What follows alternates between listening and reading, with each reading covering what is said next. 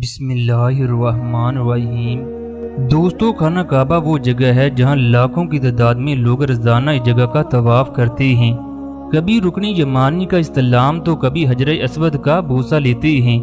ہر انسان اس جگہ پر یقین لے کر آتا ہے کہ اللہ تعالیٰ اس کے پچھلے تمام گناہ بخش دے گا۔ یہ مقدس جگہ اللہ تعالیٰ کے معجزات سے بری پڑی ہے۔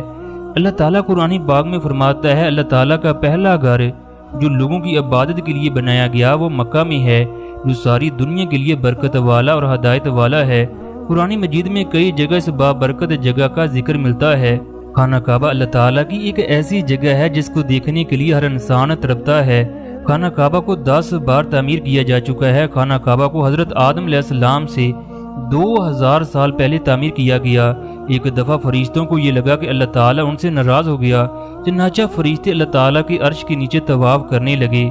پھر اللہ نے اپنی رحمت سے عرش کے نیچے ایک خوبصورت گھر تعمیر کیا جسے بیت المعمور کہتے ہیں۔ بیت المعمور 7ویں آسمان پر اللہ کے عرش کے نیچے ہے۔ آسمان والوں کا قبلہ بیت المعمور جبکہ زمین والوں کا خانہ کعبہ ہے۔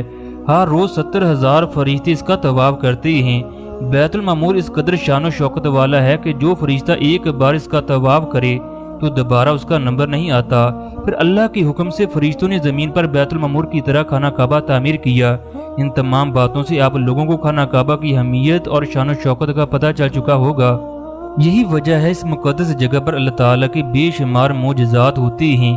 ایسا ہی ایک معجزہ ایک ایسی عورت کے ساتھ پیش آیا جس کے بچوں نے اسے گھر سے نکال دیا۔ وہ خانہ کعبہ پہنچی تو اس کے ساتھ کیا ہوا؟ دوستو، لاہور سے تعلق رکھنے والی نادیہ، جس نے اپنے بچوں کی اچھی طریقے سے تربیت کی، ان کو اعلیٰ تعلیمی اداروں سے تعلیم حاصل کروائی۔ بچے ابھی چھوٹے تھے جب اس کا خامد اس دنیا سے رخصت ہو گیا۔ اس نے لوگوں کے گھروں میں کام کیا، نہ رات دیکھی نہ دن کی گہری دھوپ میں آرام کیا۔ وہ 25 سال تک مسلسل لگاتار لوگوں کے گھروں میں کام کرتی رہی۔ جب بچوں کی شادیاں ہوئیں تو وہ اولڈ ہاؤس میں رہنے پر مجبور ہو گئی۔ پھر کراچی کے ایک امیر ترین آدمی نے اولڈ ہاؤس کے تمام لوگوں کو عمرہ کروایا۔ نادیہ جب عمرہ کرنے کے لیے خانہ کعبہ گئی، اس نے یہاں پہنچ کر اللہ سے ایک ہی دعا مانگی، یا اللہ میں تیری گناہ گار بندی ہوں۔ میرے بچے جن کے لیے میں نے نہ دن دیکھا نہ رات دیکھی، جب وہ اعلیٰ عہدوں پر فائز ہوئے تو انہوں نے گھر سے نکال دیا۔ میں نے یہ سنا ہے تو اس جگہ ہر دعا قبول کرتا ہے۔ میری خواہش ہے کہ میں اپنی زندگی اپنے بچوں کے ساتھ گزاروں۔ تو کوئی ایسا وسیلہ بنا دے کہ جس کی وجہ سے وہ مجھے خود لینے کے لیے آئیں، میں ان کے ساتھ عزت کے ساتھ زندگی گزاروں۔ مجھے یقین ہے تو میری اس دعا کو قبول کرے گا، تیرے آگے کوئی بھی چیز ناممکن نہیں۔ نادیہ عمرہ کرنے کے بعد لاہور واپس آ کر اولڈ ہاؤس میں رہنے لگی۔ وقت اپنی رفتار سے گزر رہا تھا کہ چند مہینوں کے بعد بڑے بیٹے کو کرپشن کی وجہ سے نوکری سے نکال دیا گیا۔ اس کی بیوی نے طلاق لے لی۔ جبکہ چھوٹے کا ایکسیڈنٹ ہوا، وہ اسپتال میں پہنچ گیا۔ چند دنوں کے بعد اس کی بیوی بھی یہ کہہ کر چلی گئی کہ میرے جانے کے بعد مجھے طلاق بھیج دینا۔